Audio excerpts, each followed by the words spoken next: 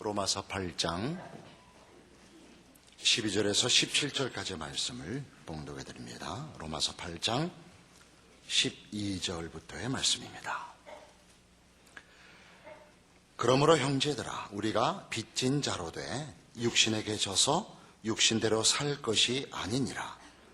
너희가 육신대로 살면 반드시 죽을 것이로되 영으로서 몸의 행실을 죽이면 살리니 무릇 하나님의 영으로 인도함을 받는 사람은 곧 하나님의 아들이라.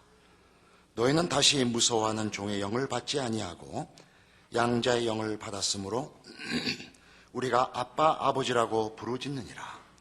성령이 친히 우리의 영과 더불어 우리가 하나님의 자녀인 것을 증언하시나니 자녀이면 또한 상속자 곧 하나님의 상속자요 그리스도와 함께 상속자니 우리가 그와 함께 영광을 받기 위하여 고난도 함께 받아야 할 것이니라.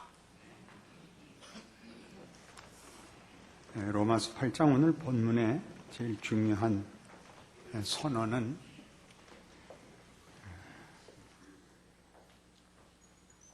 16절에 있는 바와 같이 성령이 친히 우리의 영과 더불어 우리가 하나님의 자녀인 것을 증언한다 하는 구절일 것입니다. 우리는 하나님의 자녀입니다. 로마서 7장이 하나님 없는 죄 가운데 살던 과거를 설명하는 것이라면 8장은 예수 그리스도로 말미암는 구원으로 인하여 하나님과의 관계가 정상화된 자녀인 현재를 그리고 있습니다. 역사적으로는 그것이 예수의 오심으로 역사가 둘로 나뉘고 각 개인에게는 태어나서 구주를 영접하고 예수를 믿는 것으로 적용이 됩니다.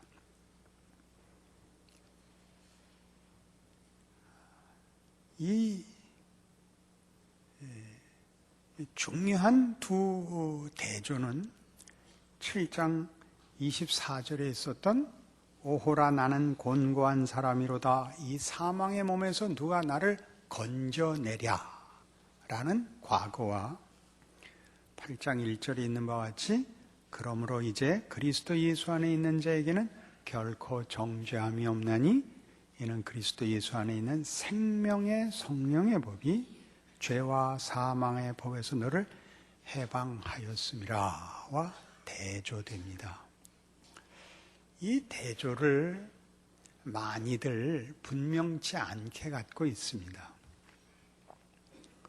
둘이 대조되지만 살다가 죄를 짓는 문제를 직면하면 다시 7장으로 갔다가 다시 8장으로 왔다가 하는 식으로 이 문제를 오해하곤 합니다. 우리는 더 이상 정죄가 없는 지위, 운명에 들어와 있다. 그게 로마서 8장 이야기입니다. 정죄는 법을 기준으로 가질 때 생기는 것이고 사랑을 기준으로 가지고 들이대면 거기는 심판이라는 건 없다. 그렇게 얘기하는 것이죠. 잘못한 것은 있지만 하나님과의 관계가 예수 안에서 정상화된 다음에 그 관계가 깨지는 법은 없다. 우리 일반 성도들이 이해하는 식으로는 구원은 취소되지 않는다. 잘못하면 어떻게 되는가? 혼난다. 잘못한 데 대한 벌을 받는 개념이 아니고 잘못한 것이 무엇인가를 결과를 보게 한다. 그래서 더러움과 부끄러움과 못난 자리로부터 영광과 명예로 나아가도록 인도하심을 받는다. 여기가 중요해서 두려워하지 말라. 여기 8장 15절에 보듯이 너희는 다시 무서워하는 종의 영을 받지 아니하고 양자의 영을 받았으므로 우리가 아빠, 아버지라고 부르짖느니라. 두려워한다는 개념은 요한일서 4장에서 이렇게 잘 설명되고 있습니다. 중요한 구절이라서 요한일서 4장 18절은 꼭 기억을 하셔야 됩니다. 요한일서 4장 18절, 사랑 안에 두려움이 없고 온전한 사랑이 두려움을 내쫓나니, 391페이지입니다. 사랑 안에 두려움이 없고 온전한 사랑이 두려움을 내쫓나니 두려움에는 형벌이 있습니다. 두려워하는 자는 사랑 안에서 온전히 이루지 못하였느니라. 그러므로 그리스도 예수 안에 있는 자에게는 결코 정죄함이 없나니, 이걸 기억해야 됩니다. 이런 얘기들이 우리에게는 이렇게 단편적으로 제일 잘 돼 있는 경우가 교리적으로, 그 다음에 개인에게 있어서는 성경에 있는 말씀이라는 어떤 증거 구절로 남아 있어서 그 전체적인 문맥, 전체가 이런 단어들, 이런 선언들로 만들어내는 중요한 전체 이야기는 모두 부족한 것으로 보입니다. 로마서 8장까지 오도록 그 앞을 제가 약간 개관을 하겠습니다. 한번 쫓아와 보십시오. 복음은 이렇게 정의되고 선언됐습니다. 1장 16절이었죠. 내가 복음을 부끄러워하지 아니하노니 이 복음은 모든 믿는 자에게 구원을 주시는 하나님의 권능이니라. 하나님의 권능임이라. 하나님의 권능. 믿는 자에게라는 것은 믿어야 된다는 조건이 아니고 믿음이라는 방식으로 주어진, 믿음의 등장은 율법과 대조되는 자격과 조건을 만드는 방식이 아니라 주는 자의 방식, 은혜와 선물로 주는 방식으로 모든 이에게 준 하나님의 권능입니다. 복음이 왜 필요하냐? 1장 18절부터 3장 20절에 이르도록 우리가 하나님 없이 살고, 그래서 부패하고 있고 왜곡되어 있고 죽고 있다라고 선언하죠. 3장에 있는 10절, 11절, 12절을 예로 들면 의인은 없나니 하나도 없고 하나님을 찾는 자도 없고 선을 행하는 자도 없도다. 20절에 율법으로는 죄를 깨달음이라 율법의 행위로 구원을 얻을 자는 없다. 이렇게 인류의 희망을 닫아버립니다. 그리고 이제 복음이 등장하죠. 21절. 그러나 이제는 하나님의 한 의가 나타났습니다. 예수 그리스도 안에서 나타난 하나님의 한 의는 율법과 선지자들에게 증거를 받은 것이었습니다. 곧 예수 그리스도를 믿음으로 말미암는 하나님의 의니 차별이 없느니라. 그때 말하는 차별은 뭐겠어요? 잘잘못, 유무능의 문제가 아닌 하나님이 주시는 구원이죠. 이렇게 구원이 선언됐습니다. 그래서 이것이 우리가 만들어 얻는 보상이 아니라 하나님께서 은혜로, 다른 표현으로 믿음으로 주시는 방법이기에 이것을 설명하기 위하여 4장에서 아브라함을 다시 설명하죠. 믿음의 조상 아브라함이 무엇을 얻었단 말인가? 어떻게 그 의를 얻었단 말인가? 하나님이 불러 약속하여 그에게 의를 줬을 뿐이다. 그에게 의를 준 것은 아브라함의 실력이 아니고 하나님의 의요, 하나님의 자비였다. 아브라함이 믿은 하나님은 어떤 하나님이길래? 그는 창조의 하나님이요, 그는 부활의 하나님이다. 이게 복음이 성립되는, 복음이 구체적으로 힘을 쓰는 방식이 하나님의 은혜와 자비에 의한 것이라를 설명하는 4장입니다. 그래서 5장에 오면 아담 안에서 모든 사람이 죽은 것 같이 아이들이 죄 짓기 전에 죽지 않더냐? 다 죄인으로 태어나지 않더냐? 모든 인류가 아담의 후손으로 아담의 범죄에 갇힌 것 같이 똑같이 그 법칙이 그토록 진지한 것이었다면 예수 안에서는 하나님의 아들인 예수 안에서 일어난 인류에게 일어난 일은 어찌 더 진실이 아니겠느냐? 그게 5장 얘기입니다. 아담 안에서 우리가 모두 죽었던 것 같이 예수 안에서 우리 모든 인류는 살아나리라. 5장이죠. 그래서 6장에 오면 그런즉 우리가 무슨 말 하리요? 은혜로 구원을 얻었으니 책임이 없느냐? 아무래도 좋으냐? 그럴 수 없느니라. 죽어가던 인생에서 못나게 살던 인생에서 부활과 영광으로 새 생명을 얻었으니 이제는 바로 살아야 될 것 아니냐? 멋지게 해봐야 될 거 아니냐? 이게 6장 얘기입니다. 죄가 너희를 주관치 못할 것이다. 그 전에 우리가 속수무책이었던 아담의 후손으로서 죄의 권세에 붙잡혀 있었다면 이제는 로마서 8장식으로 얘기하면 생명과 성령의 법이 죄와 사망의 법에서 너희를 해방하였습니다. 이걸 대조하는 겁니다. 예수를 믿는다, 복음을 믿는다라는 말이 무슨 의미인지 얼마나 큰 차원에서 인류, 역사, 운명에 대하여 하나님이 어떻게 역사에 개입하여 인류에게 반전을, 부활의 승리를 예수 안에서 이루셨는가를 제대로 이해 못하니까 그 적용의 차원에서 선택, 유지, 자격이라는 것이 늘 우리를 7장으로 갔다, 8장으로 갔다. 그렇죠? 오라나는 곤고한 사람이로다로 가서 죽어나다가 또 어느 날 은혜를 입으면 8장에 온 것 같았다가 8장에 와 있으면 쭉 8장이 유지되는 게 아니라 또 이렇게 어려운 일이 생기면 또 6장쯤 가서 예수 안에 있다는데 무슨 고생을 이렇게 시키세요? 또 갔다가 이 로마서 전체가 하는 얘기 이렇게 크게 하나님이 역사 속에서 모든 인류를 어떻게 다루어 지금 어디에 왔는가를 설명하는 부분을 놓치곤 합니다. 우린 못날 수 있습니다. 실수할 수 있습니다. 그러나 운명을 바꿀 수는 없습니다.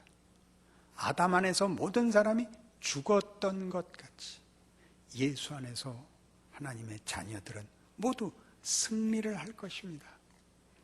그 과정이 얼마나 복잡할지는, 그 과정이 우리 눈에 어떻게 보일지는 각각 다를 겁니다. 그건 로마서가 다루는 내용이 아닙니다. 그 과정을 어떻게 진실하게 명예롭게 살아야 하는가 하는 얘기는 다른 데 있고, 로마서가 하고 싶은 말은 이 큰 틀입니다. 그래서 6장 다시 보시면 이 8장의 얘기들은 이런 배경 없이는 사실은 이해가 잘 안 될 수 있습니다. 6장 4절, 그러므로 우리가 그의 죽으심과 합하여 세례를 받음으로 그와 함께 장사되었나니 이는 아버지의 영광으로 말미암아 그리스도를 죽은 자 가운데 살리심과 같이 우리로 또한 새 생명 가운데서 행하게 하려 함이라. 우린 새로운 생명을 가진 겁니다. 사망에게 지지 않는 생명을 가집니다. 사망이 우리에게 왕노릇하지 못합니다. 그것이 14절입니다. 6장 14절. 죄가 너희를 주장하지 못하리니 이는 너희가 법 아래 있지 아니하고 은혜 아래 있음이라. 사망이 주장하지 못하고 생명이 우리를 주장합니다. 사망이 위협할 것입니다. 유혹할 것입니다. 우리는 아마 여러 번 넘어질 수 있을 것입니다. 그 넘어짐은 넘어짐으로 끝나지 않고 다시 일어서게 만들 것입니다.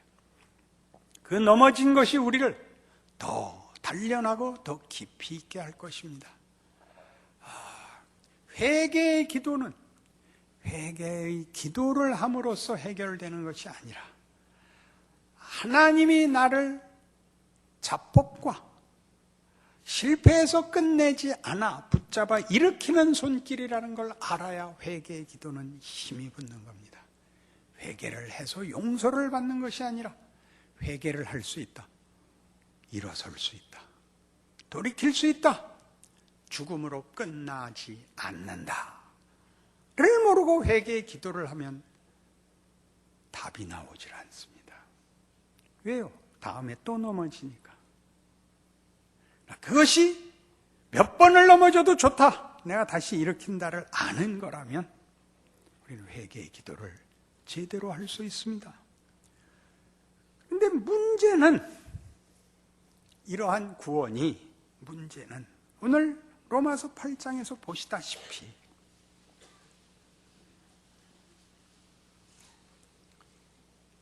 8장 17절 자녀이면 또한 상속자 곧 하나님의 상속자요 그리스도와 함께한 상속자니 우리가 그와 함께 영광을 받기 위하여 고난도 함께 받아야 할 것이니라 입니다. 복음의 놀라운 점은 하나님을 외면한 인간을 구원하기로 작정하사 그의 아들을 보내셨다는 것입니다. 우리를 구원하기 위하여 그 아들을 십자가에 못 박았다고 합니다. 그리하여 아무 자격이 없는 우리를, 아무런 이해가 없는 우리를 로마서 5장 8절식으로 얘기해서 우리가 아직 죄인 되었을 때 우리를 위하여 그리스도께서 죽으심으로 아버지께서 우리에 대한 사랑을 확증하십니다.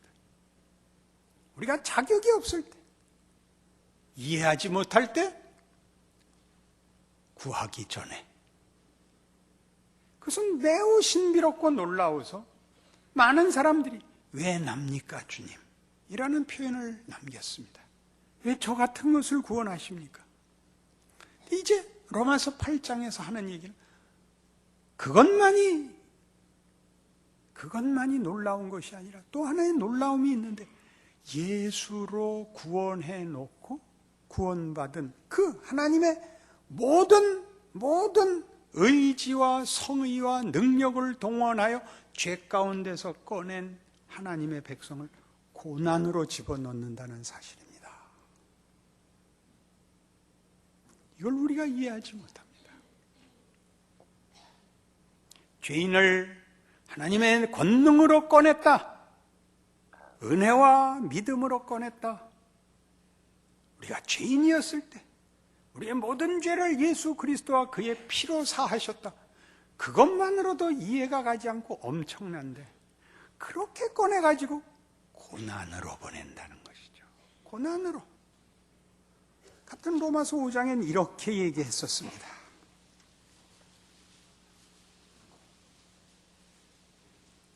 5장 1절 그러므로 우리가 믿음으로 의롭다 하심을 받았으니 우리 주 예수 그리스도로 말미암아 하나님과 화평을 누리자.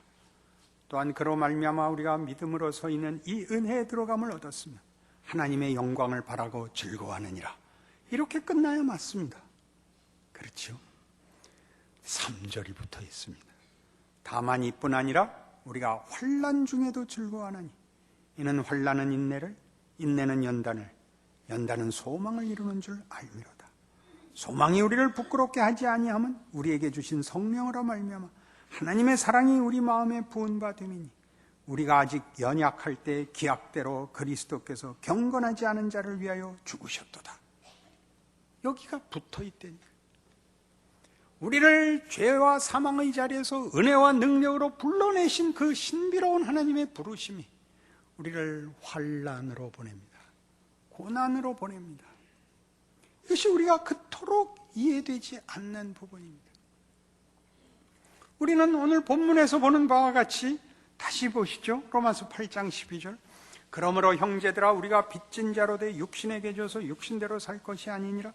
너희가 육신대로 살면 반드시 죽을 것이로되 영으로서 몸의 행실을 죽이면 살리니 무릇 하나님의 영으로 인도함을 받는 사람은 곧 하나님의 아들이라. 이 영과 육은 뭘까요? 여기서 말하는 것은 무슨 이 보이지 않는 영혼과 이 보이는 이 육체를 얘기하는 것이 아닙니다. 로마서에서 육신이라고 얘기할 때는 그것은 하나님 없이 사는 존재, 삶, 이것이 육신입니다. 하나님과 긍정적인 관계, 하나님과 화목되어 하나님의 자녀로 존재하고 하나님과의 관계 속에서 사는 인생이 된 것을 영이라고 합니다. 다분히 이 영이라고 하는 표현 속에는 성령이 임하셨다를 염두에 두고 있습니다. 성령이 임하셨다는 것은 체험적인 사건에 불과한 것이 아니라 늘 강조하듯이 예수 그리스도의 죽으심의 증언으로서 성령입니다. 성령은 예수가 누군가를 증언하러 오시는 분입니다. 성령을 논할 때 예수와 그의 죽으심을 빼어놓고 성령을 논할 수 없습니다. 그런 여러 이유에서 하나님과 긍정적인 관계, 아버지와 자녀라는 관계에 들어와 살게 된, 존재하게 된 존재와 삶의 방식, 이걸 영이라고 합니다. 여기서 너희가 육신대로 살지 말고 영으로서 몸의 행실을 죽이면 산다 라는 것이 종교적이고 윤리적이고